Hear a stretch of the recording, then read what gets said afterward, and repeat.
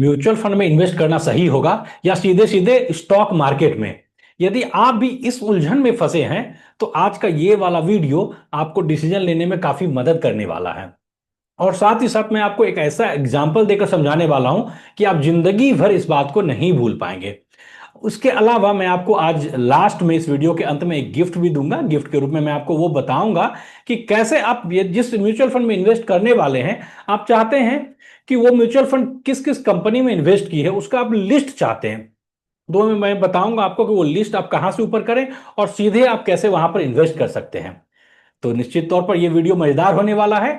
आगे बढ़ने से पहले एक गुजारिश, लाइक बटन दबाकर आगे बढ़िए। चलिए, मैं आपको बताता हूं, एक एग्जाम्पल के साथ मैं स्टार्ट करता हूं। समझिए कि आप एक कार खरीदने वाले हैं लेकिन आपको कार चलाना ही नहीं आता। आप क्या करेंगे वैसी स्थिति में? आपके पास दो ऑप्शन है।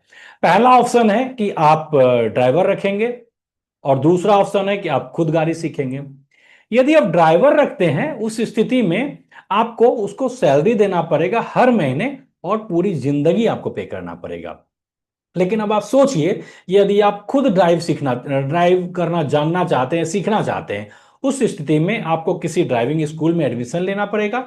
1 महीना से 3 महीना तक आपको वहां पर जाना पड़ेगा। आपको डेली 1 घंटा देना पड़ेगा या सप्ताह में देना पड़ेगा 1 घंटा। और आप इस तरह से 1 महीना से 3 महीना में आप ड्राइविंग सीख सकते हैं। और यदि आप ड्राइविंग सीख लेते हैं तो आप पूरा का पूरा जिंदगी उस जो सैलरी है ड्राइवर का वो बचा सकते हैं। अब आते हैं अपना म्यूचुअल फंड और स्टॉक मार्केट में। समझिए कि ड्राइवर हायर करना यानी म्यूचुअल फंड है और खुद ड्राइव करना यानी स्टॉक मार्केट है। तो यदि आप म्यूचुअल फंड में इन्वेस्ट कर रहे हैं, इसका मतलब आप ड्राइवर को पे कर रहे हैं। यहां पर ड्राइवर को ड्राइवर नहीं बोलते हैं, यहां पर इनको बोलते हैं फंड मैनेजर। और फंड मैनेजर को हम जो सैलरी देते हैं उस सैलरी का नाम एक्सपेंस रेशियो है, जो मैनेजमेंट चार्ज होता है कंपनी का। और वो 1% से लेकर 2% होता है, जो कि आपको पूरी जिंदगी पे करना पड़ता है।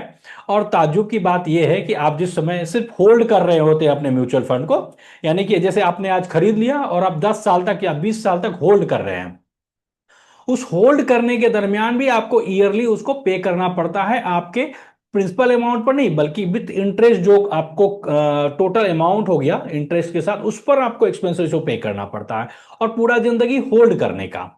अब सोचिए कि आप यदि डायरेक्ट, मान लीजिए आप जो म्यूचुअल फंड जिसका नाम एबीसी है, आप एबीसी म्यूचुअल फंड में इन्वेस्ट कर रहे हैं और उसमें आप चाहते हैं कि वो म्यूचुअल फंड जिस कंपनी में इन्वेस्ट किए, जो स्टॉक मार्केट में जहां वो पैसा डाली है, यदि आप वो लिस्ट निकालें और सीधे वहां इन्वेस्ट कर लेते हैं, उस स्थिति में वो एक्सपेंस रेशियो जो आपको ईयरली लग रहा है और 10 साल 20 साल तक होल्ड करने का लगेगा, वो आप पूरी तरह से बचा सकते हैं।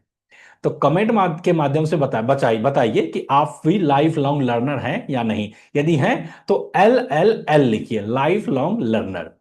तो अब मैं आपको बताता हूं कि ये जो चीज है, जो एक्सपेंस रेशियो की मैं बात बोल रहा हूं, ये म्यूचुअल फंड लेती है और इस वजह से वहां हमें जो रिटर्न मिलता है कंपैरेटिवली स्टॉक मार्केट से कम मिलता है, क्योंकि इस एक्सपेंस रेशियो की वजह से कुछ रिटर्न घट जाता है।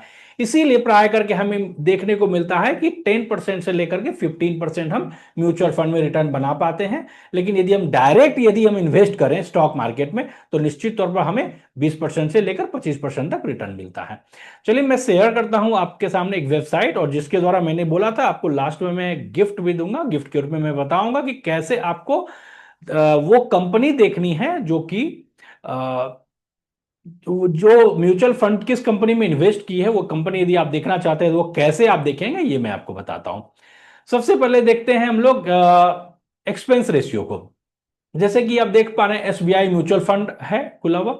तो एसबीआई म्यूचुअल फंड में आप देखिएगा कि यहां पर थोड़ा नीचे से बढ़ते हैं। तो हाँ, नीचे आइए। इस जगह पे ये फंड डाटा में जब आप आएंगे ना, तो देखिए यहां पर एक्सपेंस रेशियो दिया हुआ है जो कि 1.67% है, ये रेगुलर के लिए। म्यूचुअल फंड में भी दो तरह का वर्ड होता है, एक होता है डायरेक्ट, एक होता है रेगुलर। यदि आप म्यूचुअल फंड खरीदते भी हैं तो रेगुलर वर्ड लिखा हुआ को स्किप कीजिए, अवॉइड कीजिए, डायरेक्ट वाला कीजिए। सेम म्यूचुअल फंड यदि आप डायरेक्ट वर्ड वाला में इन्वेस्ट करेंगे तो वहां आपको एक्सपेंस रेशियो कम पे करना पड़ेगा। जैसे देखिए यहां पर डायरेक्ट में सेम म्यूचुअल फंड है, सेम फंड है, डायरेक्ट में 0.85% पे करना पड़ रहा है और रेगुलर में 1.67 करना पड़ रहा है। लेकिन रेगुलर हो या डायरेक्ट हो, कुछ ना कुछ तो पे करना पड़ेगा और इसको आपको पूरी जिंदगी पे करना पड़ेगा। अब हम आते हैं कि कैसे हम खोजेंगे कि कौन सी कंपनी में इन्वेस्ट है। तो हम गूगल का वेबसाइट खोलेंगे और यहां म्यूचुअल फंड टाइप करेंगे। म्यूचुअल फंड को टाइप करने के बाद बहुत सारा वेबसाइट खुल जाता है। बहुत सारा वेबसाइट खुलने के बाद हम जो है इसमें चले जाएंगे। मान लिया हम लोग ईटी मनी में ही चले गया, ठीक है। ईटी मनी में आने के बाद हम लोग इसमें सर्च करेंगे कोई भी म्यूचुअल फंड जिसको हम खोजना चाहते हैं, जिसका लिस्ट निकालना चाहते हैं। जैसे निपॉन इंडिया काफी फेमस है, निपॉन इंडिया का large cap fund direct growth. Nippon India large cap fund direct growth, ये म्यूचुअल फंड खुल गया। अब इसमें देखिएगा इसका जो रिटर्न है, आप देखिए 16% ईयरली रिटर्न मिल रहा है। एयूएम ये सारा जिसमें बता रहा है, अभी एनएवी क्या चल रहा है, लेकिन हम जिस काम से आए हैं वो हम इस काम से आए। नीचे आइए, यहां पर जब आप आएंगे थोड़ा और नीचे, तो यहां पर आपको मिलेगा detail portfolio analysis. Detail portfolio analysis में जब आप आएंगे तो आपको एक नया पेज ओपन होगा और नया पेज ओपन होने के बाद इसमें पोर्टफोलियो समरी आपको मिलेगा।